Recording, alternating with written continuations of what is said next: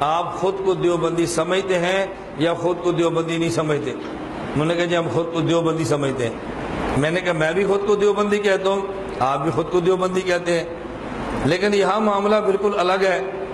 جب مسئلہ حیات النبی پہ ہمارا مناظرہ ہو تو آپ کہتے ہیں کہ آج مناظرہ تھا دیوبندی اور بریلویوں کے درمیان۔ یہ حیاتی دیوبندی نہیں بلکہ بریلوی ہے، یہ بناسپتی دیوبندی ہے، یہ بریلوی ہے، دیوبندی نہیں ہے۔ اور جب کوئی ہم سے پوچھے مناظرہ کن کے ساتھ تھا تو ہم کہتے ہیں آج مناظرہ تھا دیوبندی اور نیم غیر مقلدوں کے درمیان۔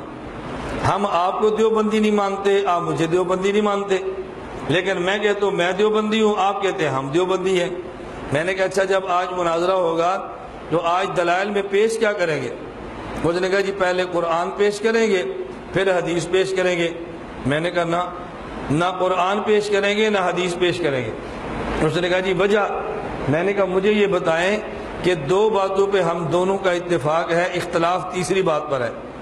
اتفاق اس بات پر ہے، میں کہتا ہوں کہ میں دیوبندی ہوں، مجھے اپنے دعوے دیوبندیت کا دعویٰ ہے، آپ کہتے ہیں آپ دیوبندی ہیں، آپ کو اپنی دعوے دیوبندیت کا دعویٰ ہے۔ اس میں دونوں متفق ہیں کہ ہر ایک نے خود کو دیوبندی کہنا ہے۔ نمبر دو، جب میں خود کو دیوبندی کہتا ہوں تو میں دیوبند میں پیدا نہیں ہوا، پھر بھی کہتا ہوں دیوبندی۔ میں نے دیوبند میں پڑھا نہیں ہے، میں پھر بھی کہتا ہوں دیوبندی۔ مجھے بتائیں یہ جو آپ میرے پاس آئے ہیں، آپ میں سے کوئی بندہ دیوبند میں پیدا ہوا ہے؟ کہنے لگے نہیں۔ تو میں نے کہا آپ نے دیوبند میں پڑھا ہے؟ مجھے کہتے ہیں نہیں۔ تو میں نے کہا آپ خود کو دیوبندی کیوں کہتے ہیں؟ میں تو دیوبندی اس لیے خود کو کہتا ہوں کہ میں علماء دیوبند کے عقائد اور مسائل کو قرآن حدیث کے مطابق مانتا ہوں، اس لیے دیوبندی کہتا ہوں۔ آپ خود کو دیوبندی کیوں کہتے ہیں؟ کہتے ہیں جی ہم بھی علماء دیوبند کو قرآن حدیث کے مطابق مانتے ہیں۔ میں نے کہا اب دو باتوں میں اتفاق ہو گیا۔ نمبر ایک، ہر ایک نے ہم میں سے دیوبندی ہونے کا دعویٰ کرنا ہے۔ نمبر دو، ہم میں سے ہر ایک علماء دیوبند کے عقائد اور مسائل کو قرآن حدیث کے مطابق مانتا ہے۔ میں نے کہا اب اختلاف پھر کیا ہے؟ پھر ہمارا آپ کا جھگڑا کیا ہے؟ میں بھی کہتا ہوں دیوبندی، آپ بھی کہتے ہیں دیوبندی، آپ بھی کہتے ہیں علماء دیوبند کے عقائد قرآن حدیث کے مطابق، میں بھی کہتا ہوں قرآن حدیث کے مطابق، تو جھگڑا کیا ہے؟ میں نے کہا ہمارا جھگڑا یہ ہے کہ آپ کہتے ہیں عقیدہ ممات علماء دیوبند کا عقیدہ ہے، میں کہتا ہوں عقیدہ حیات علماء دیوبند کا عقیدہ ہے۔ جھگڑا تو یہ ہے، میں کہتا ہوں عقیدہ حیات النبی علماء دیوبند کا عقیدہ ہے، اور آپ کہتے ہیں نہیں عقیدہ ممات علماء دیوبند کا عقیدہ ہے۔ اب ہم دونوں میں سے ہر ایک نے ثابت کرنا ہے کہ علماء دیوبند کا عقیدہ کیا ہے۔ یہ ثابت اہل بدعت کہتے ہیں جو عقیدہ دیوبند کا ہے اس پر اتفاق کرتے ہیں، اگر نہیں کرتے تو اپنے آپ کو دیوبندی کہنا چھوڑ دو۔ پہلی بات تو یہ ہے کبھی آپ نے سنا ہے کہ ہم دیوبندی ہیں؟ میں نے کبھی دعویٰ کیا کہ میں دیوبندی ہوں؟ پہلی بے ایمانی یہ ہے کہ ان کا دماغی توازن ٹھیک نہیں۔ دیوبند کسی مذہب کا نام نہیں، یہ بات ذہن میں رکھ لو۔ بریلی کسی مذہب کا نام نہیں، دیوبند ہندوؤں کا ایک شہر ہے جس میں دارالعلوم ایک یونیورسٹی ہے۔ اس یونیورسٹی میں اچھے لوگ بھی پڑھے ہیں، برے لوگ بھی پڑھے ہیں، ان میں اچھے نیک حضرات بھی رہے ہیں، اولیاء اللہ بھی رہے ہیں اور مشرک بھی رہے ہیں۔ یہ پیر سیال ادھر سے پڑا ہوا تھا، یہ جو گولڑے والا بڑا شیطان تھا یہ بھی وہاں رہا، اور اسی طرح اور بڑے بڑے مشرک حضرات، محمود پپلانوی وقت کا ابو جہل تھا اور دیوبند کا فاضل تھا، اور یہ جو اسماعیل شیعہ گزرا ہے جو مناظرے کرتا تھا یہ دیوبند کا فاضل تھا، اور دورہ حدیث اس نے دیوبند سے کیا۔ تو دارالعلوم دیوبند ایک یونیورسٹی ہے، یہ کسی مذہب کا نام نہیں ہے۔ تو سب سے پہلے لوگوں کو یہ دھوکہ دیا کہ دیوبند کسی مذہب کا نام ہے۔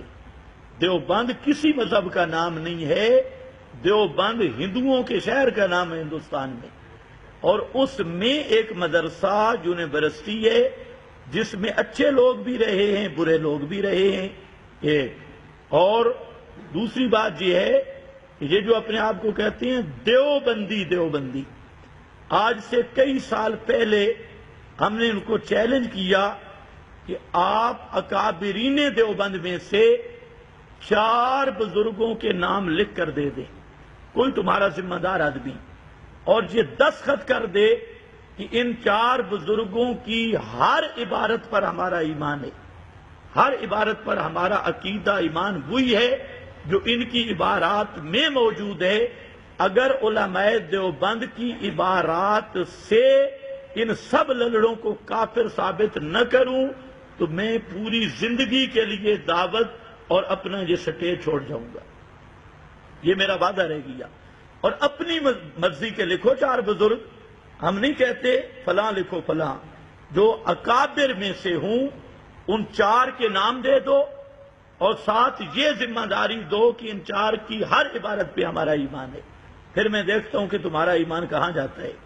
اور لوگوں کو دھوکہ دیتے ہیں۔ دیوبند مدرسے کا پہلا جو فتاوہ ہے، فتاوہ دارالعلوم دیوبند، اور اس کے پہلے مفتی عزیز الرحمان، یہ پہلے مفتی ہیں، سارے مفتیوں کے استاذ، وہ میرے پاس موجود ہے فتاوہ۔